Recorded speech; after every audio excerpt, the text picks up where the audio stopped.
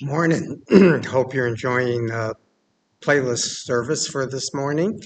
I'm here by myself today to do the reading and the sermon. So settle back for a few minutes and I'll tell you a story. Our gospel today is from Matthew, the 9th chapter. Glory be to you, Lord. As Jesus was walking along, he saw a man called Matthew sitting at the tax booth. And he said to him, "Follow me." And Matthew got up and followed him. And as he sat at dinner in the house, many tax collectors and sinners came and were sitting with him and his disciples.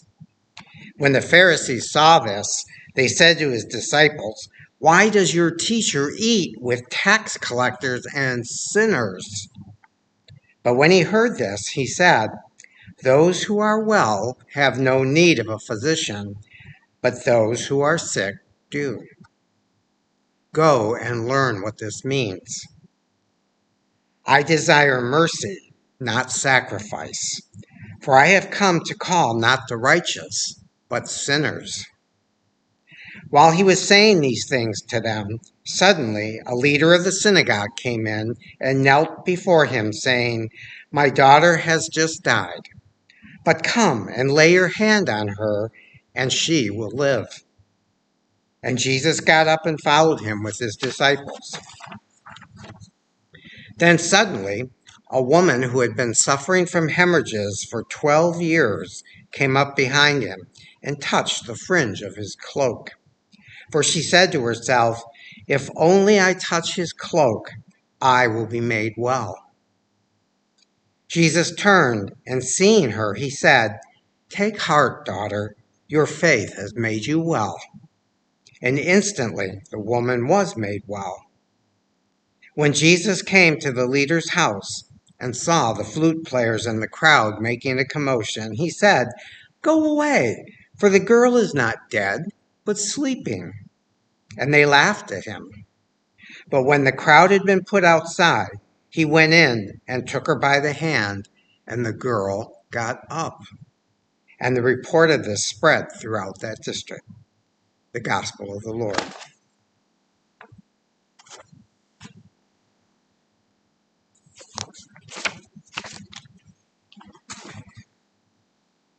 You know, it's amazing where you can find inspiration when you set out to put a sermon together.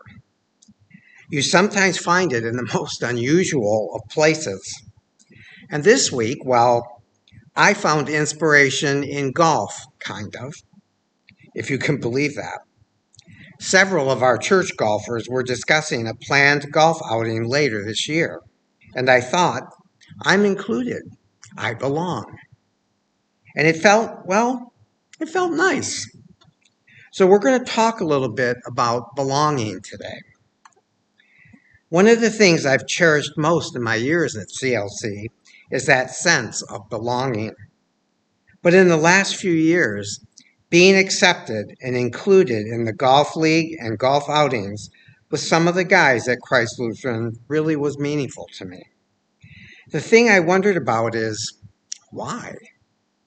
What is it about belonging that struck such a huge chord in me? Well, it turns out that belonging is something that psychologists emphasize as a core human drive. It's not just a luxury, just sort of nice if you do. Among the things that psychologists point out is that fulfilling this need provides purpose and boosts self-esteem. Conversely, a lack of social bonds often correlates with severe anxiety, depression, and poor stress management. The studies have shown that strong social connections lower stress levels, improve immune function, and increase overall longevity. And that knowing you are supported and valued by a community gives you the confidence to take risks and be resilient during challenging times. And trust me, if you golf like I do, you got to be resilient and up for challenging times. And you know what? In thinking about the effect that the sense of belonging has on me, I think those psychologists are onto something. I also realized that belonging is not the same as joining. It's not the same as fitting in. Joining opens the door, I suppose, to belonging, but it's not belonging. And fitting in, well, that's the dynamic of acting in a way that you think others want you to act, acting in a way that you think will gain you acceptance. But I think what underlies true belonging is that you are accepted for who you are, what your strengths and weaknesses are, everything that makes you, you, warts and all.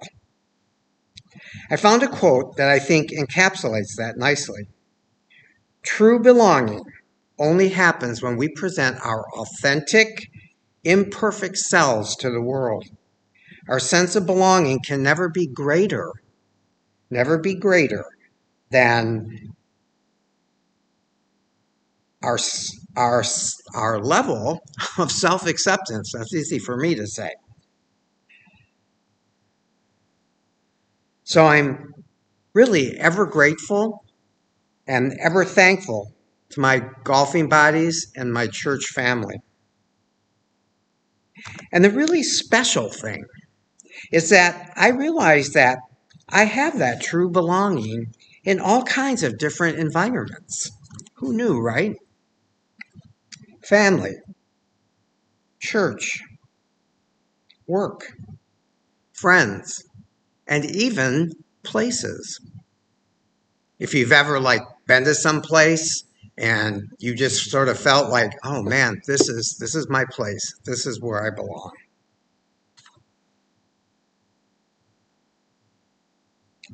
And it's my hope that all of you have also found that sense of true belonging in all different kinds of places and ways, even if they're strange, like golf.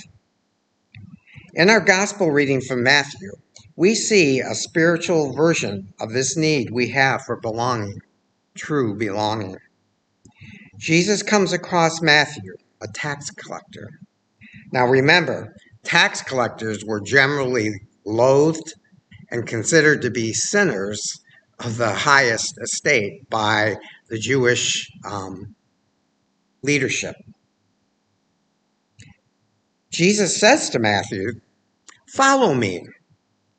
And Matthew, hearing just those two words, "follow me," gets up and follows him. Matthew now, in that very moment, is experiencing true belonging. True belonging with Jesus.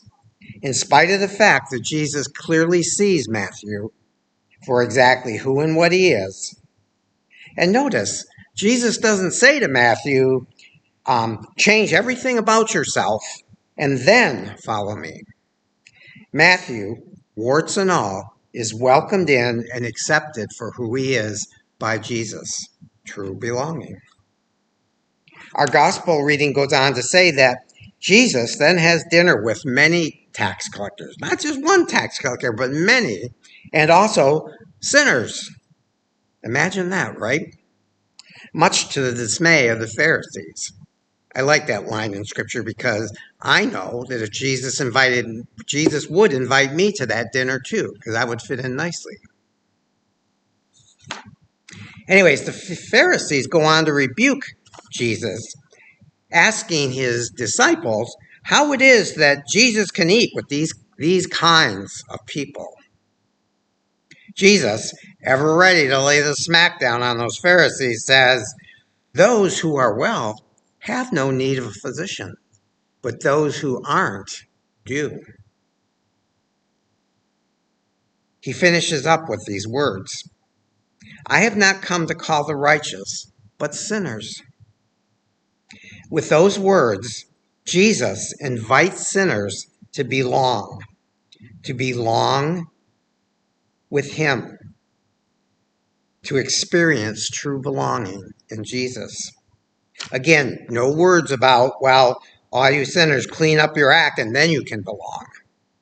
Jesus sees them for who they are and what they are, and he calls them to him anyways, warts and all. So every sermon should end with the good news of the gospel, right? So here it comes, my friends. We are those sinners that Jesus came to call, right? We are those sinners that Jesus breaks bread with and invites us into him. We are those sinners who can experience true belonging with Jesus. And what does that mean, anyways, to belong with and in Jesus?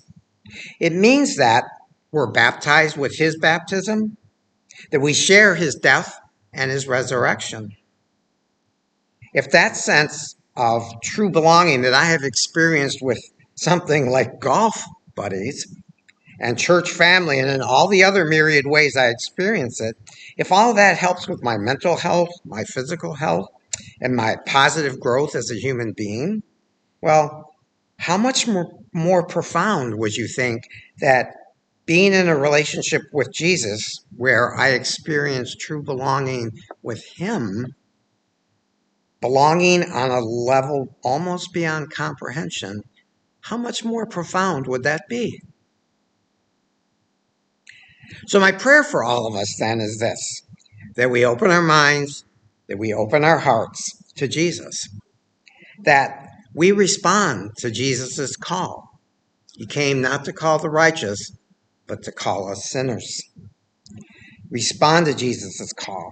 Follow him.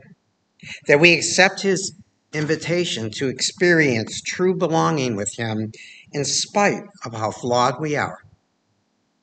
And that we always remember that with Jesus, that relationship is for always and forever. Nothing can separate us from his love and acceptance. And I think that's very good news indeed, don't you? Amen.